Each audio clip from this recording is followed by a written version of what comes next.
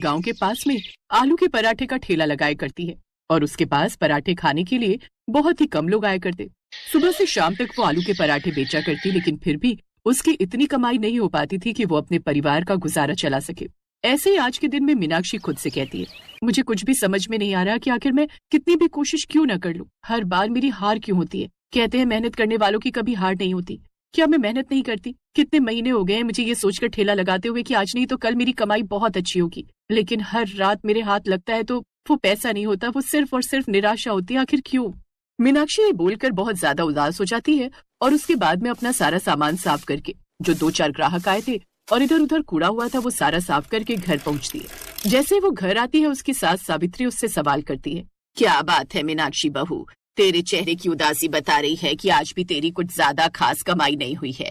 मैं तो कहती हूँ गांव के अंदर एक कपड़े की फैक्ट्री शुरू हुई है, अगर तेरी पराठे बेचकर अच्छी कमाई नहीं हो रही है तो मैं अपनी पड़ोसन से बात करके तेरी नौकरी वहां लगवा देती हूँ। नहीं माँ जी, आप तो जानती हैं कि जब वो मरे थे तो उन्होंने मुझसे वचन लिया था कि मैं कभी भी किसी और के यहाँ काम नहीं करूंगी और हमेशा अपना खुद का काम शुरू करूंगी। और मैं आलू के पराठे इसलिए बेचती हूँ क्योंकि इसमें लागत सबसे कम आती है। अच्छा ये सब छोड़, मैं जानती हूँ कि तेरे ठेले पर पराठे जरूर बचे होंगे, जा उन्हें लेकर आजा, तू और मैं वही पराठे खाकर अपना पेट भर लेंगे, इसलिए मैंने आज खाना बनाया ही नहीं। मीनाक्षी को खुशी भी होती है कि उसकी सास इतनी ज्यादा समझदार है और बुरा भी लगता है क्योंकि उसकी सास जानती थी कि मीनाक्षी की कमाई ज्यादा नहीं हुई होगी और उसके ठेले पर पराठे बच गए होंगे। ऐसे कुछ दिन गुजरते हैं और एक दिन उसी के ठेले के सामने एक बहुत ही सुंदर दिखने वाली लड़की पायल ठेला लगाती है।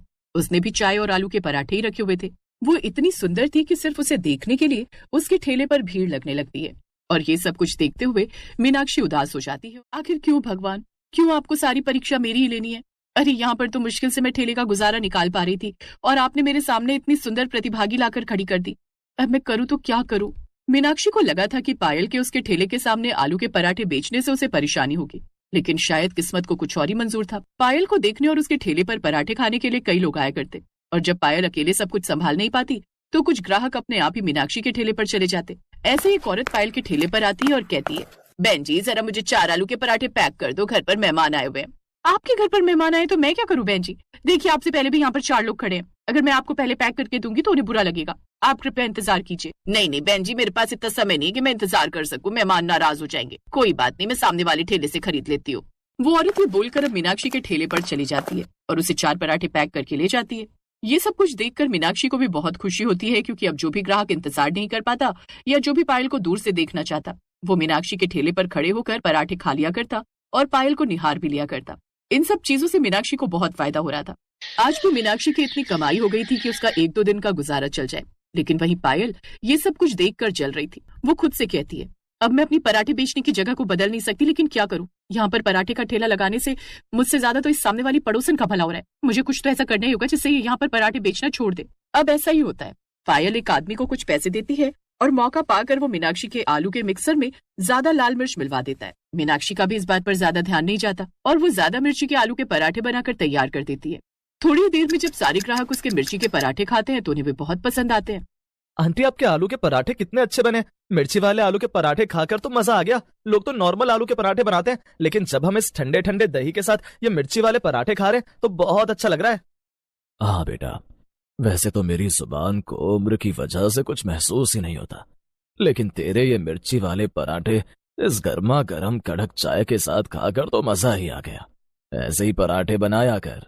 मीनाक्षी वैसे तो ये बात सुनकर हैरान रह जाती है क्योंकि उसे खुद नहीं पता था कि पराठे में इतनी मिर्ची है। तभी वो देखती है और अपने मन में कहती है, हे भगवान, इतनी तीखे आलू के पराठे, मैं तो इतनी मिर्ची कभी डालती नहीं हूँ। फिर ये क्या हो गया?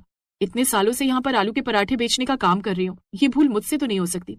जरूर ये किसी की चाल है, पर किसकी? मीनाक्षी ये बोलकर जब आसपास देखती है तो पायल उसे अपने ठेले से घूर रही होती है। उसका ध्यान अपने ग्राहकों पर कम और मीनाक्षी के ठेले पर ज्यादा होता है।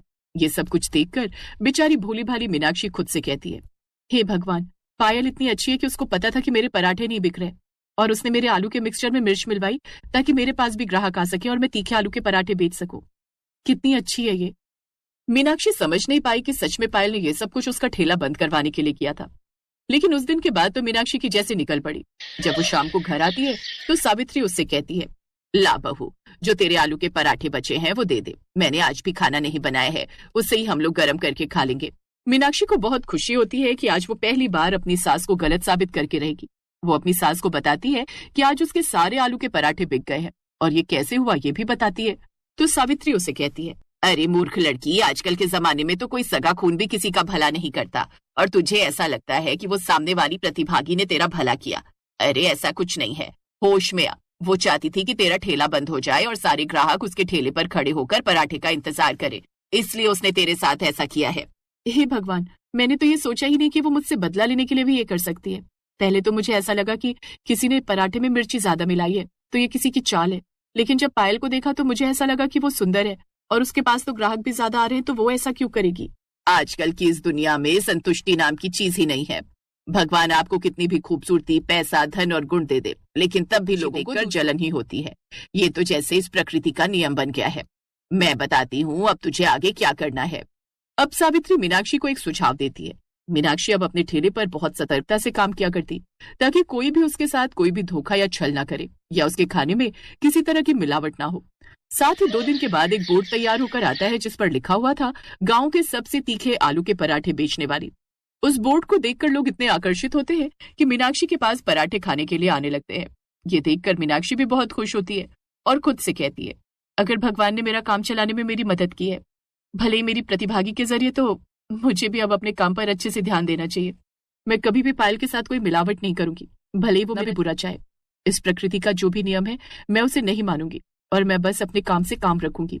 मीनाक्षी ऐसे ही अपने काम से काम रखती है। जब भी पायल उसे अपने ठेले से देखकर मुस्कुराया करती तो वो भी मुस्कुराया करती। धीरे धीरे पायल को भी एहसास होता है कि वो मीनाक्षी का कुछ नहीं बिगाड़ सकती। गांव में अब मीनाक्षी का ठेला भले ही ज्यादा अच्छा नहीं चलता, लेकिन इतना जरूर चलने लगता है कि वो अब